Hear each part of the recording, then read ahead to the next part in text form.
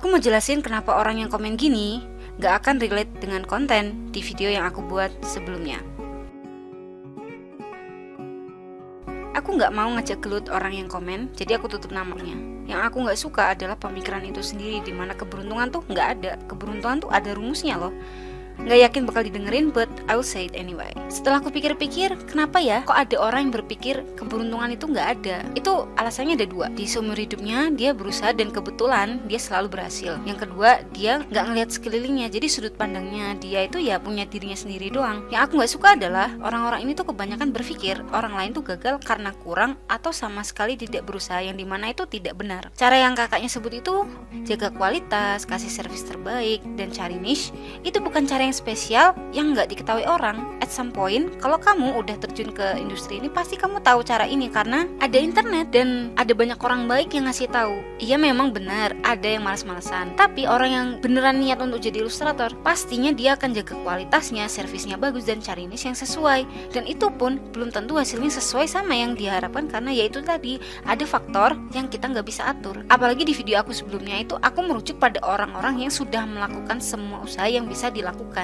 Tadi disebutkan kalau rumus keberuntungan itu sama dengan kemampuan ditambah kesempatan.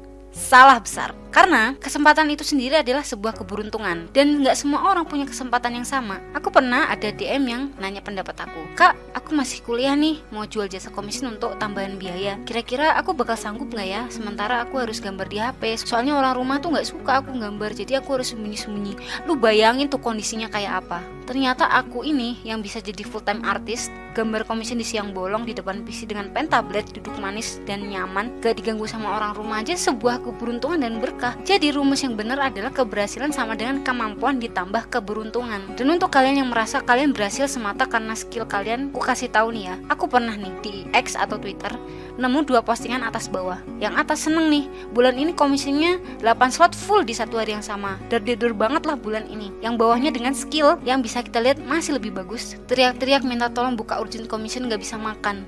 Dan setelah lihat itu aku langsung kayak, sumpah manusia tuh beneran gak punya daya apa-apa. Pernah gak sih kalian lihat sekeliling orang yang punya skill set yang kira-kira sama kayak kita tuh ada banyak, tapi kenapa ya kok aku yang berhasil? Padahal dia juga berusaha. Malah kadang ada orang yang punya kemampuan jauh di atas kita, tapi kok kita yang skillnya ampas ini masih lebih sukses gitu. Kalau itu bukan faktor keberuntungan dan rezeki tuh apa coba? Itu baru dilihat dari fakta di lapangan ya, belum ke agama nih. Aku gak tahu kakaknya agamanya apa, tapi kalau di Islam ada kisahnya Nabi Sulaiman. Jadi suatu hari saat melihat kehebatannya, Nabi Sulaiman merasa bangga dan berkata, "Aku telah diberi ini karena ilmu yang ada padaku," tanpa menyebut nama Allah. Nabi Daud alaihissalam mendengar ucapan putranya dan menegurnya dengan lembut, mengingatkan bahwa semua karunia itu datangnya dari Allah Subhanahu wa Ta'ala, bukan murni karena usahanya sendiri. Dan ia harus bersyukur dengan mengucapkan Masya Allah, la quwata illa billah. Semua kehendak Allah, tiada kekuatan kecuali dengan pertolongan Allah. Jadi kalau merasa semua keberhasilan atas usaha dan bukan karena rezeki dari Allah tuh jatuhnya arogan, hati-hati. Sekali lagi, untuk orang yang berpikir keberuntungan itu nggak ada, pertama kalian wajib